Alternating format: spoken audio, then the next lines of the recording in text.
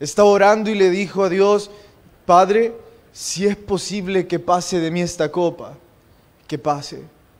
Luego dijo las palabras hermosas: pero que se haga tu voluntad. Pero tenemos que saber, ustedes y yo, a Jesús le era difícil pensar en ese momento, y la única razón por la que lo hizo fue por ustedes y por mí. Entonces, mientras Él más se acercaba, mientras más crecía la cercanía entre ese momento y Él sabía que también tenía que crecer su tiempo de oración. Entonces, por eso encontramos que Jesús empieza a enseñar aún más y hace más énfasis en la oración. Leímos y estudiamos en media semana sobre Jesús diciendo: deben de orar sin cesar. Y Lucas lo dice literalmente. Y Jesús enseñó esto porque les quería enseñar a orar sin cesar. Les dijo: no paren de orar. Entonces, como Jesús está tratando el tema de la oración, ahora también nos va a enseñar a orar de la manera correcta. Nos va a enseñar a orar teniendo la actitud correcta. Entonces, y ustedes saben que Jesús, siendo un gran orador y el mejor predicador que puede haber, no simplemente les dice a su congregación: por favor tengan la actitud correcta al orar, sino que Él establece un escenario que bien podríamos nosotros hacer una obra teatral, pero deberíamos de conocer primero el escenario. Va a presentar dos figuras representativas y antagónicas, entendiéndose como antagónico la oposición o la rivalidad entre ambas figuras. El primero de los personajes o de las figuras es un patriota, defensor de la identidad judía, bastante cumplidor de la ley mosaica. El segundo, como ya dije, es lo opuesto. Este se ganaba la vida de una manera que los patriotas, es decir, los judíos, la consideraban como traición al pueblo. Así que vaya inmoralidad. Y dije, las dos figuras son representativas. Uno es un patriota, este sería lo opuesto, inmoral y antipatriota. En lo único que coincidían estas dos figuras, sorpréndanse, es que ambos eran religiosos. Y no es interpretación nuestra. En este escenario, ambos están en el templo. Si van a la iglesia, es porque son religiosos. En aquel entonces, pues no existía como hoy día en iglesias como la nuestra, personas llegando por motivos distintos. Estos en realidad tenían un sentimiento religioso. Allí ambos oraron y nuestro Señor Jesús ocupó el dualismo de estos para darnos algunas enseñanzas. Yo estoy emocionado con esta historia por varias razones. La más importante, Jesús nos está enseñando la importancia de la oración, especialmente en momentos grandes de nuestra vida. Ya no se diga en momentos triviales. El servicio anterior estudiamos la importancia de orar sin cesar. Ahora, la importancia de orar con la actitud correcta. Digo que me emociona, porque si yo aprendo la importancia de la adoración y de la oración en mi vida, vaya que habré aprendido mucho. Y por eso les insto y les animo. Con tristeza veo personas que andan arriba y abajo en el momento de la adoración y de la oración.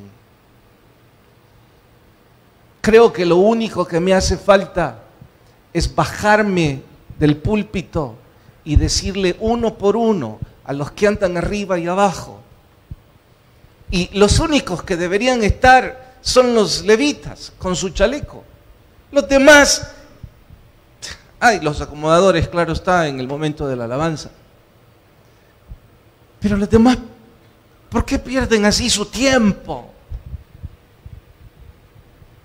Es como si entraran a un club en donde lo importante es saludarnos, platicar. ¡Wow! Orar es muy importante, dedicar tiempo a la adoración es tan importante. Pero en fin,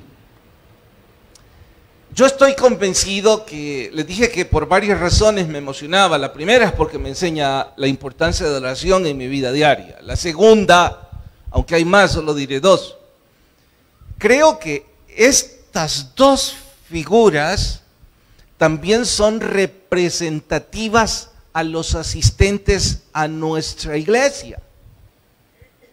Es que creo que algunos de ustedes son cumplidores de los principios religiosos. No de todos, pero sí de algunos.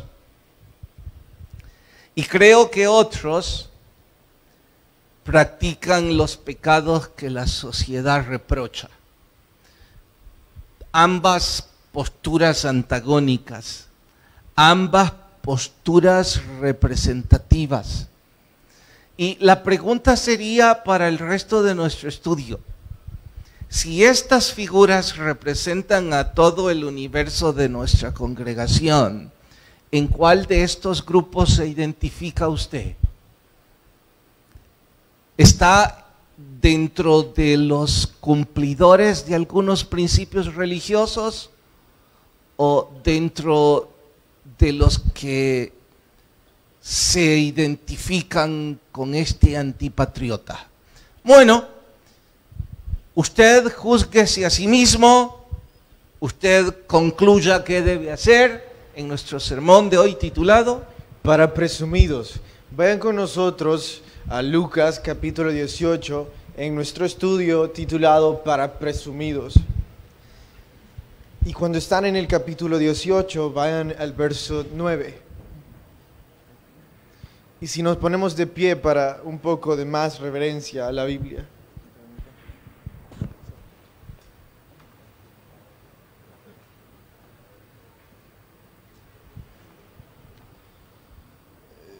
Leamos en el verso 9, ahí empieza nuestra historia de hoy.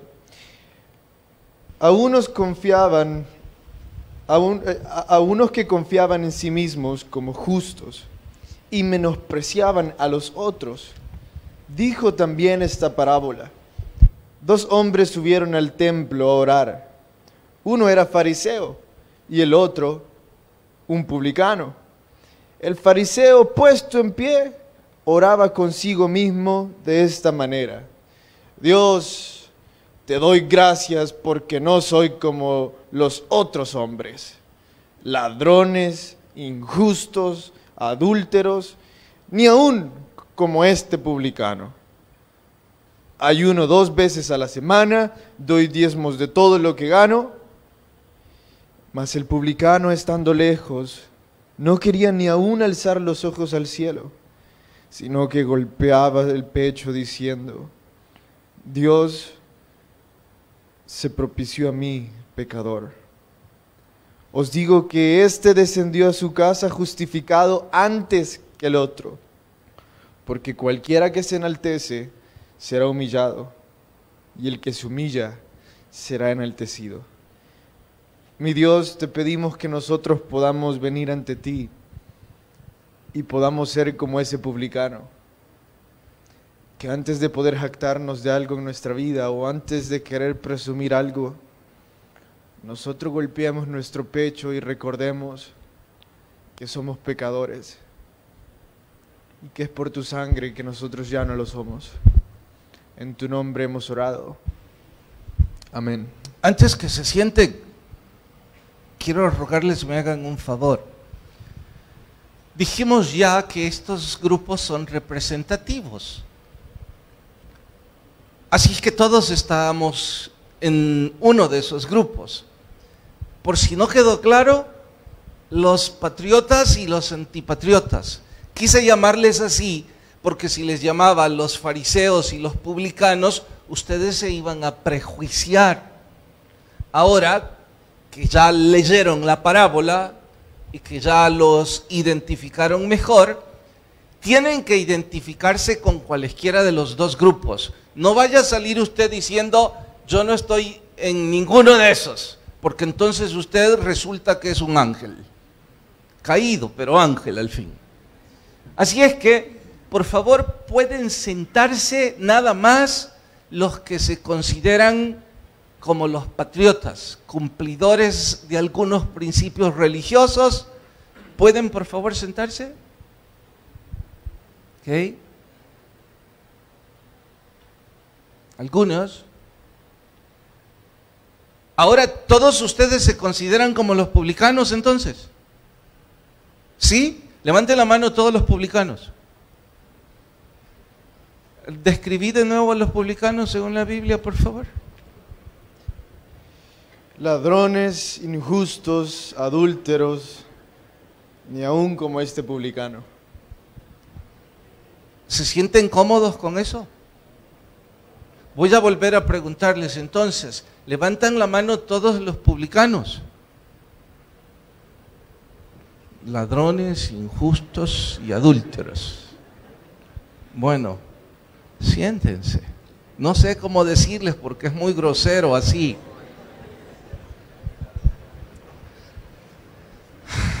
Hay que definir claramente la actitud de estos, porque yo no estoy del todo cómodo que ustedes quieran definirse como publicanos. No creo que se sientan bien que les digan adúlteros, ladrones, injustos. Injustos era la otra.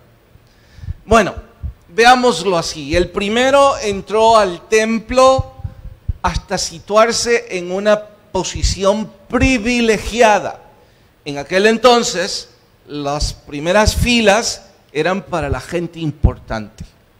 Así es que el fariseo, ustedes no quieren llamarse fariseo porque saben cómo Jesús condenaba a los fariseos.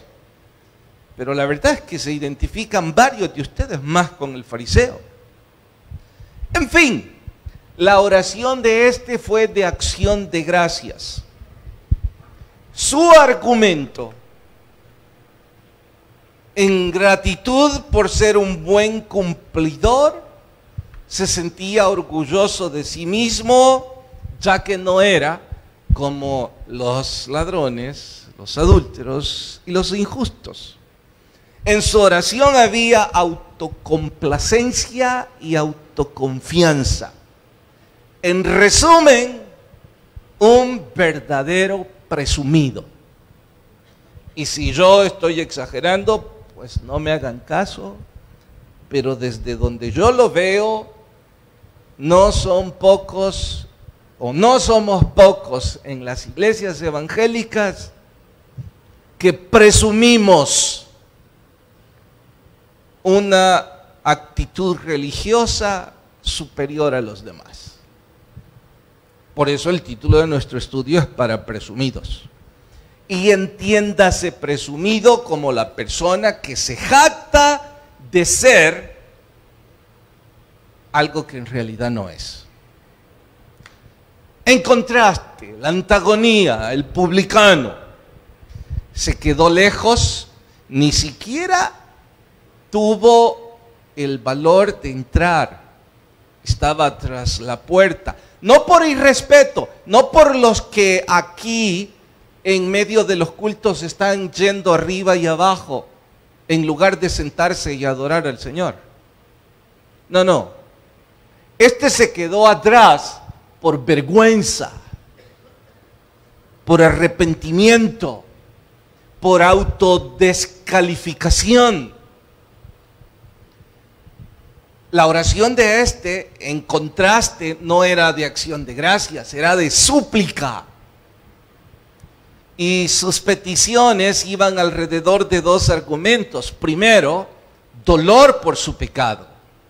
Y segundo, misericordia. Nadie necesita definirlos o interpretarlos, porque ellos en la parábola se definen a sí mismos. Así que no necesitamos sugerencia. El primero se declara a sí mismo justo y, en mis palabras, yo diría el perfecto presumido. Este canta sus glorias en la oración. El segundo, en oposición, se declara a sí mismo como pecador, suplicando ayuda y perdón. Ya sabemos que nuestro Señor Jesús rechazó la oración del fariseo, no por ser fariseo, y justificó al publicano, no por ser publicano. Mire, esto es punto de honor. Jesús rechaza al uno, no por ser fariseo, y justifica al otro, no por ser publicano. Y entonces, ¿por qué lo justifica? Y noten que estoy ocupando la palabra o el verbo justificar, no aplaudir. Jesús justifica al publicano y debemos preguntarnos por qué. Aquí vienen entonces las enseñanzas para nuestro diario vivir. Es que lo primero que tenemos que pensar es que este publicano llegó al templo siendo casado por su pasado. Entonces él sabía de que él había cometido algunos errores en su vida y el enemigo estaba ocupando eso para hacerlo sentir aún más miserable. Esa es una de las herramientas más grandes del enemigo, nuestro pasado. Pero eso no es lo que cuenta. Lo que cuenta es si nosotros estamos arrepentidos y queremos cambiar nuestro presente. El problema es de que nosotros escuchamos una y otra vez, tu pasado no cuenta. Escuchamos una y otra vez, Jesús ya perdonó tus pecados. Pero saben que yo creo que nosotros no podemos olvidar nuestro pasado porque realmente no creemos que Jesús lo haya perdonado. Realmente a nosotros nos gusta seguir jugando un poco con nuestro pasado. Nos gusta seguir dándole un poquito de cabida al pecado que antes cometimos. Entonces no se trata de que Dios todavía nos juzga por nuestro pecado. No se trata de que Jesús no nos haya perdonado. Se trata de que nosotros no nos hemos arrepentido y nosotros seguimos buscando el pecado. Pero este hombre no era el caso, sino que este hombre había llegado ahí golpeándose el pecho y sufriendo por su pasado. Y le dolía. Entonces, si es el caso de algunos de ustedes que vienen acá golpeando su pecho y que les duele las cosas que han hecho, quiero recordarles algo que un amigo y yo discutíamos mientras íbamos en un viaje. Estábamos pensando sobre el retrovisor y estábamos pensando lo pequeño que es el retrovisor en comparación al parabrisas. El vidrio que está al frente es enorme. Y entonces estábamos meditando al respecto y estábamos pensando, ¿ya te has fijado por qué el retrovisor es tan pequeño? Importa muy poco lo que está detrás de nosotros. Importa muy poco lo que está atrás. Importa más lo que está por delante. Importa más lo que está al futuro, lo que sí podemos cambiar. Sí, a veces es necesario mirar para atrás para no volver a cometerlo o para ser precavidos. Por eso está el retrovisor. Pero jamás va a tener más importancia que lo que está por delante. Y parece que el problema es que muchos todavía tenemos no un retrovisor de sedán, sino un retrovisor de un bus, que quizás es más grande que nuestro parabrisas. Y por eso nosotros nos fijamos más en nuestro pasado y por eso nos fijamos más en esa persona con la que pecamos o que nos lastimó durante mucho tiempo. Por eso es que nos fijamos más en ese vicio que nos ha costado dejar. Porque parece que todavía nosotros no nos hemos dado cuenta que no importa nuestro pasado para Jesús. importa nuestra actitud arrepentida sobre el pasado. Que a nosotros nos duela lo que hayamos hecho. Eso es lo que verdaderamente importa. Entonces tenemos que hacernos la pregunta. Entonces tenemos que empezar a pensar, ¿he venido yo con un corazón arrepentido? ¿Estoy buscando misericordia? O escuchen esto, como estamos hablando sobre antagonistas, he planteado ahorita a un lado, o vengo presumiendo, o vengo tratando de mostrar mis grandezas. Voy a ilustrártelo, y esto fuera de bosquejo, y en tu instrucción para pastor, que mientras lo escuchan los demás, creo que van a entenderlo mejor. Me da mucha vergüenza confesar esto, pero yo soy muy malo en la visita pastoral. No es que sea bueno en otras actividades del pastorado, solo estoy diciendo que soy peor en las visitas pastorales. Me cuesta trabajo. Hay algunos a los que nunca les he podido ni les podré visitar. No estoy justificando mi falta de eficiencia o diligencia, estoy confesándola. Pero finalmente llego a algunos y me he topado con dos casos, y ambos son presumidos. Puntualmente en la visita pastoral me estoy refiriendo a aquellos que se han alejado del redil de nuestra iglesia. Cuando ellos presumen estar bien, lo primero que hacen en la visita pastoral es contar todo lo bien que están fuera del redil. Presumen sus negocios, presumen sus logros. Están a punto de decirme, desde que me fui de la iglesia me va tan bien que sorprende. Y uno como pastor, este pastor, llega a la conclusión de pensar, quizás tienen razón. Los otros son los que están mal, igual de presumidos o peor que los primeros, porque lo que hacen es culpar o a la iglesia o al pastor. Y yo llego a la conclusión, ¿debía haber venido o no debía haber venido? ¿Hice bien o hice mal? Porque para ellos parece no cuenta en nada el arrepentimiento, exactamente como el hombre de esta parábola. Pero en fin, espero que nunca usted vaya a ser uno de esos, o yo también. La segunda lección: si tenemos una balanza, nos preguntamos, en esa balanza divina, es decir, viene un ángel del cielo y nos dice, esta es la balanza que debe medir vuestro trabajo. Atiendan esto, esta parábola nos dice que nuestros logros personales, sean económicos, académicos, familiares, religiosos o cualesquiera, en esta balanza no sirven para nada. Si usted o yo se nos ocurre en esta balanza promulgar nuestros logros, lo único que demostramos es lo gravemente presumidos que somos.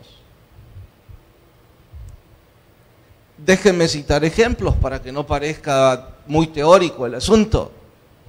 Diezmador, predicador, diácono, 20 o 30 años de experiencia comprobada, una familia estable, una posición financiera saludable. Esta es la descripción que hace de usted o de mí esta parábola. Pobres, presumidos. Porque en la balanza divina nuestros logros no tienen valor alguno. El único valor en esta balanza, ¿sí me entienden cuando digo balanza? Lo que ocupan para pesar los frijoles. En esta balanza divina, lo único que tiene valor es la confianza en Dios. La justificación de Dios. Les dije con énfasis, no es que Jesús aplaudió al publicano por ser ladrón, adúltero e injusto. Esa era la tercera, ¿no? Jesús lo justificó. No le dijo, ay, qué emocionado estoy con que usted sea ladrón. Jesús lo justificó. ¿Por qué lo justificó? Por la humillación que él tenía, por el dolor de su corazón de ser así, por su arrepentimiento, porque sentía vergüenza, porque creía que él ni siquiera podía entrar a la presencia de Dios, lo cual era cierto. En contraste con el otro que estaba orgulloso. Y aquí viene la pregunta. Mira, antes de que hagas la pregunta, es que estaba pensando que todos los que se pararon también tienen la oportunidad de ser justificados como ese publicano. Pero estaba pensando algo. Sí, pero la verdad es que se pararon porque ya presumían de que no debían ser fariseos. Ah, ya veo. Pero es que estaba pensando, si yo fuera una persona que está nueva acá, si yo estuviera por primera vez acá, y yo escucho que el pastor dice, siéntense todos aquellos que son buenos cristianos, buenos observadores de la ley. Obviamente, como yo soy nuevo, yo no me voy a sentar. Y yo me sentiría muy mal, porque diría, yo no me puedo sentar. Pero de repente veo a mi alrededor y veo que casi todos están parados. Si yo estuviera por primera vez acá, me sintiera muy bien. Me preguntara, o sea que aquí todos son pecadores. O sea que aquí todos necesitan a Dios. Yo creí que yo era el más malo. Pero yo creo que yo hice mal la pregunta. En el segundo culto la voy a cambiar. No le vayan a ir con el cuento al del segundo culto. En el segundo culto voy a hacer así la pregunta. Todos los ladrones, adúlteros, quédense de pie. E injustos. No, lo voy a dejar con ladrones y adúlteros. ¿Cuántos crees que se van a quedar de pie?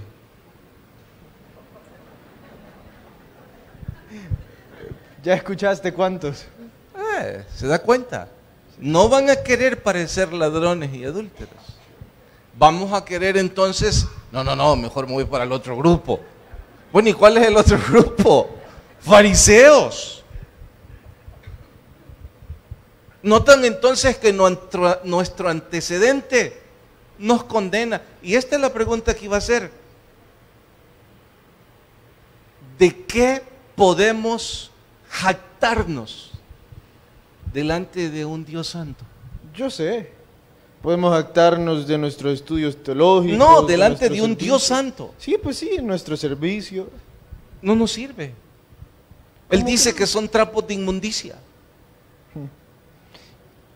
Sin dejar de mencionar que todo eso es por pura misericordia, Él nos lo ha dado. Así que ¿de qué me puedo jactar? De hecho, jactate vos de ser mi hijo. No, poneme algo más fácil. Pero imagínate, decís, me voy a jactar de ser hijo de mi papá. Yo te voy a decir, ¿cómo que te vas a jactar si vos no hiciste nada para ser mi hijo? Igual, nuestro Padre Celestial. Usted y yo no hicimos nada, entonces nos cabe mejor pobres presumidos. Bien. Es que eso incluso lo podemos encontrar en otra parte de la Biblia. vayan o escriban los que andan en que anotar Salmo 51, pero aquí está en las pantallas para que no vayan hasta allá y así no perdemos tiempo. Y los que andan en que anotar Salmo 51, 16 y 7. Porque no quiere sacrificio que yo le daría, no quieres holocausto. Los sacrificios a Dios son el espíritu quebrantado, el corazón contrito y humillado, no despreciarás tú, oh Dios. Déjame parafrasearlo, voy a volver a leerlo, vean las pantallas, para que lo entendamos mejor. Porque no quieres servicio, no quieres que sirva en parqueo, en acomodación, como predicador o como fuera, que yo lo daría. No quieres ayunos, vigilias. Los sacrificios de Dios, lo que Él acepta, son el espíritu quebrantado, el corazón avergonzado y humillado, no despreciarás tú, oh Dios.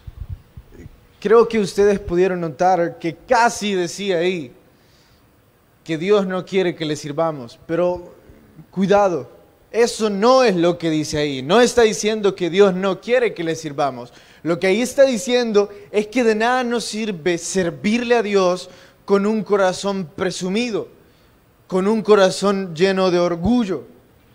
Lo que está diciendo ahí es que antes de servir, nosotros deberíamos de tener un corazón contrito y humillado, y eso es lo que importa. Tener un servicio lleno de gratitud y agradecimiento por la misericordia que Dios ha mostrado a nuestra vida, no por las cosas que nosotros hemos logrado.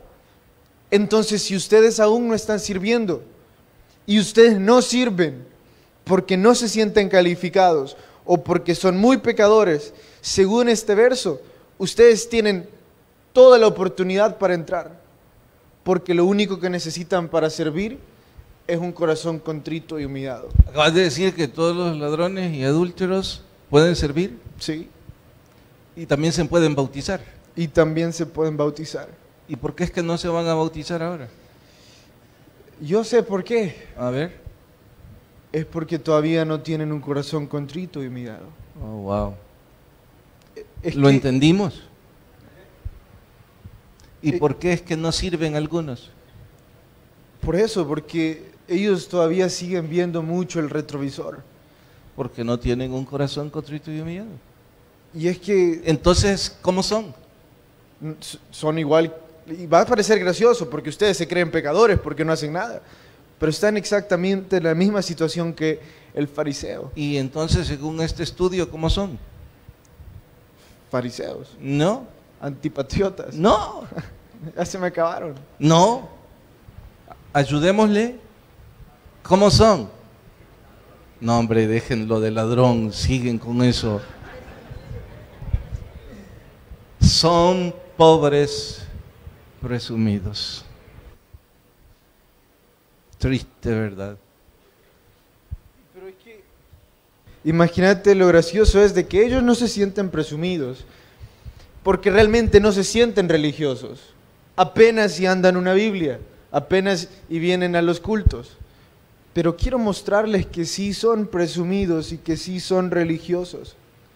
Están aquí hoy. Igual que el fariseo. Cumpliendo una obligación religiosa, sin tener un corazón para Dios. Entonces Jesús lo que está demostrando es el corazón.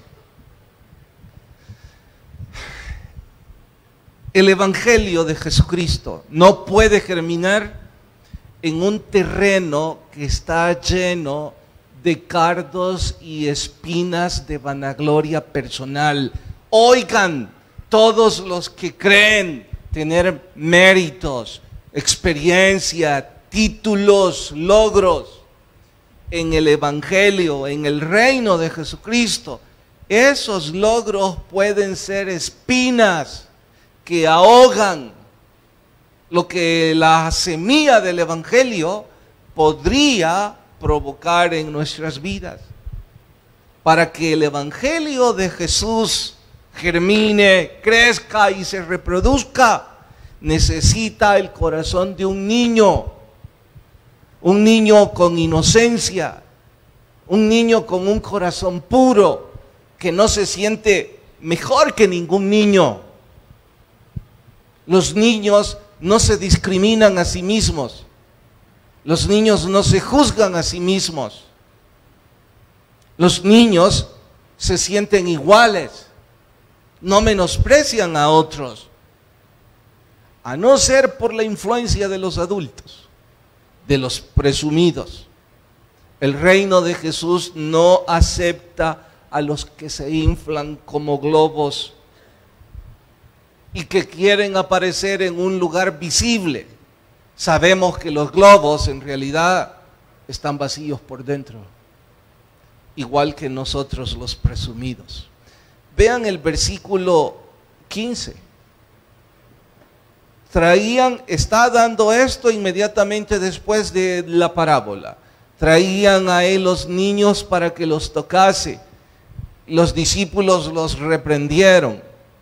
Los presumidos los reprendieron. Y Jesús les dijo: dejen a los niños venir a mí. ¿Cómo se lo van a impedir? De ellos es el reino de los cielos. Vaya vergüenza la que estos pasaron. ¿Saben? En simple español, Jesús les dijo: presumidos, dejen a los niños venir a mí. ¿Por qué? De cierto os digo que el que no recibe el reino de Dios como un niño, no entrará en él. Así es que nuestro corazón, lejos de orgullo y vanagloria, debería estar lleno de humildad e inocencia en un culto de oración. Bien. Cualquier incauto que escuche la oración de uno de esos presumidos pensará: este hombre o esta mujer de veras que no tiene pecado en su vida. Es que incluso todas las frases extrafalarias que ocupan, ¿no te has fijado? Y todas las maneras religiosas de dirigirse a Dios. Atamos espíritus de maldad y todas esas cosas llenas simplemente de un corazón presumido. Entonces cualquiera pensaría: este hombre no tiene pecado en su vida. Declaramos, reprendemos. Es que eso, ahora que lo escuchó así, están presumiendo bastante. Yo declaro, yo ato, yo reprendo. ¿Quién está creciendo mientras yo digo eso? ¿Está creciendo la gloria de Dios o estoy creciendo después dicen en el nombre de Jesús? Después de que ellos han mostrado la hermosura de sus palabras y el poder de su oratoria. Lo raro es que no atan nada. Lo único que hacen es presumir. Bueno, pero es que los incautos, cuando escuchamos eso, es como, para nosotros les estamos escuchando y es algo así como un soliloquio, como un monólogo que ellos se tienen, en el cual están demostrando. Es un monólogo, porque yo no creo que Dios escuche no escucho esta, entonces cuando nosotros nos ponemos como estos, no nos escucha. Pero ¿sabes algo? Estudiando las oraciones en Patmos, me di cuenta de algo, que Jesús vivía en oración, eso lo sabemos muy bien, pero ¿saben que Jesús entre más oraba, más sencillas y prácticas eran sus oraciones? Les voy a demostrar. Cuando Él oró para que los 5,000 panes, para la multiplicación de los panes y de los peces, ¿saben qué fue lo único que dijo? Padre, en tu nombre bendigo estos panes. Amén. Eso fue lo único. Ay, me imagino un presumido. Imagínate. Espérame, quiero imaginármelo. Yo iba a hacerlo, pero dale. Padre, que caiga maná. No empezarían así. ¿Cómo? Empezarían algo así como más bien: mi bendito Padre que está en los cielos, esta noche hemos venido para darte Ya pará, gloria. nos va a caer un rayo a nosotros dos, seguí con el bojejo. Es que tenemos que aprender a no hacer eso. Tenemos que aprender a ser sencillos con nuestro Dios, a ser prácticos, a tener un corazón para Él, no para presumirnos nosotros. Entonces, por eso es que Jesús era sencillo, porque estaba teniendo una conversación con su Padre, no un monólogo. No estaba hablando consigo mismo, estaba orando con su Padre. Ustedes no se dirigirían a su Padre o a una persona de la manera en la que oran, sino que lo harían con sencillez, con mucho amor. Y de eso se trata. Entonces, cualquier incauto al escuchar todas estas oraciones dirían, este hombre no tiene pecados. A la verdad que este es un hombre justo. Pero ¿saben qué? Eso no es cierto. No podrían estar más equivocados. Pero ¿saben por qué pensamos eso? Porque ni siquiera sabemos qué es lo contrario al pecado. A ver, repetí la pregunta. ¿Qué es lo contrario al pecado? A ver, ayúdennos. ¿Qué es lo contrario al pecado? Estamos hablando de antagonía. ¿Qué es lo opuesto al pecado? Levante la mano quien. La santidad, o sea, la virtud es lo contrario al pecado, porque pecado es ser ladrón. Entonces lo opuesto sería no serlo. A eso se refiere con santidad. En tal caso, él dice que lo contrario al pecado es la virtud. Si usted la puede lograr por sí mismo, enhorabuena. Pero... ¿Todos están de acuerdo con eso? Lo contrario al pecado es la virtud. ¿Sí, amén? ¿Alguno no está de acuerdo? ¿Quién dijo yo? ¿Y cuál es?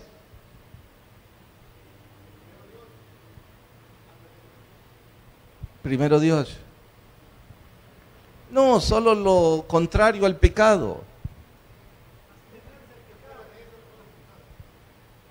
Bueno, y entonces, ¿qué es lo contrario al pecado? Porque la mayoría piensa que lo contrario al pecado es no pecado. No pecar. Véanlo así. Somos pecadores. Eso es lo que ustedes y yo hacemos, nos guste o no. ¿Cuántos años tienen de estar en el Evangelio?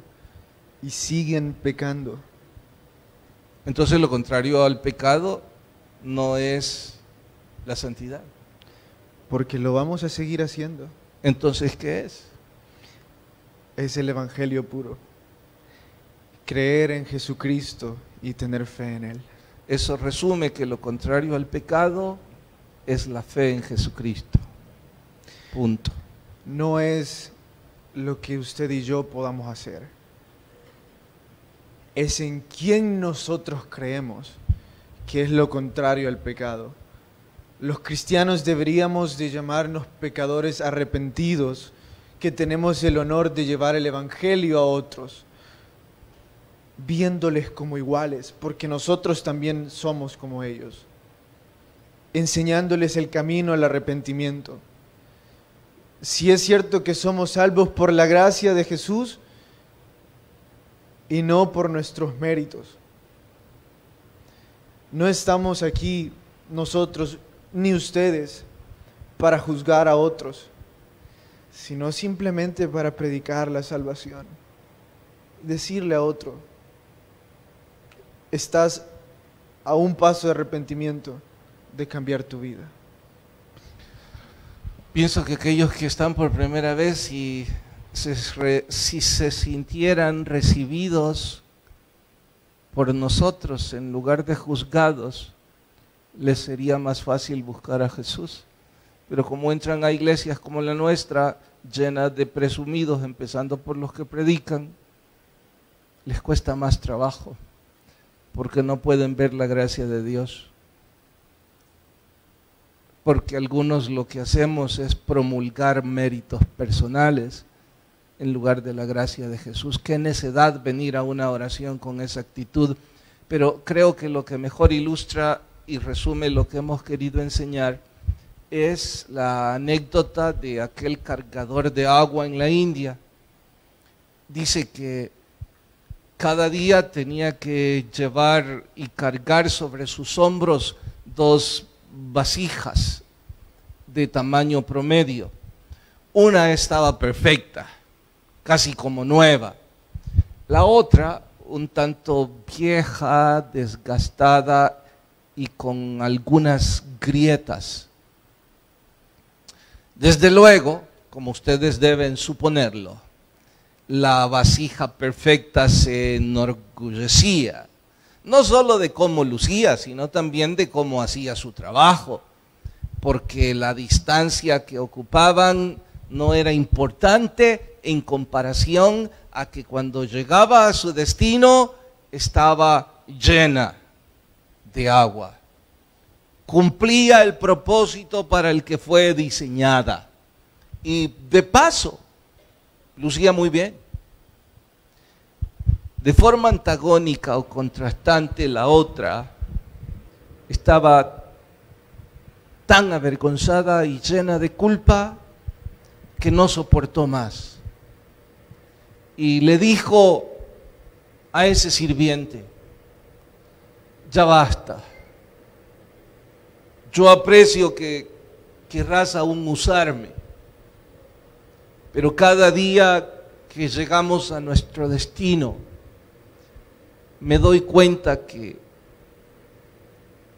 he derramado demasiada agua por el camino, que las grietas de mi pasado son una vergüenza para mí. Veo a esta otra vasija haciendo un trabajo casi perfecto y creo que por lástima no has decidido desecharme, pero no me estás ayudando, me estás haciendo sentir peor. Por favor, no me lleves más. El sirviente le dijo: a ver, cuéntame por qué crees que mi amo me ama tanto. La vasija de inmediato sonrió. No te ama por el agua que traes. Todos los sirvientes hacen igual. Te ama por esas flores que le traes cada mañana. Porque yo he visto que él enamora a su esposa cada día con esas flores. Y por eso te ama. Entonces el sirviente sonrió y le dijo: ¿y ya te diste cuenta de dónde corto yo esas flores cada mañana? No, le dijo la vasija. La próxima vez presta atención. La mañana siguiente, al llegar a su destino, una vez más el sirviente dijo: ¿te diste cuenta? Sí, las cortás del camino. ¿De qué lado corto las flores?, le dijo. La vasija agrietada sonrió: de mi lado. Yo me di cuenta desde hace mucho, le dijo. Las gotas que derramás por tus tristes grietas. Y me di cuenta que podía venir regando esas flores cada mañana. Y me di cuenta que mi amo me ama porque yo le traigo flores. Lejos de ser inútil, la vasija perfecta y orgullosa, no siento ningún gozo con ella. Puedo cambiarla como quiera, pero tus grietas te hacen más hermosa. Esta anécdota ilustra bastante bien la actitud de aquellos que tenemos grietas por nuestros pecados del pasado, que en realidad afean nuestra vida, que nos hacen no ser perfectos, que nos llenan de culpa y de vergüenza. Pero cuando tenemos la actitud correcta de humildad en servicio a nuestro Dios, Dios dice que se glorifica en nuestra debilidad. Así es que si usted es una vasija perfecta, pobres presumidos. Y si usted es una vasija llena de grietas, ahora sabemos cómo llegar en oración, con humildad y mucha gratitud. Oramos.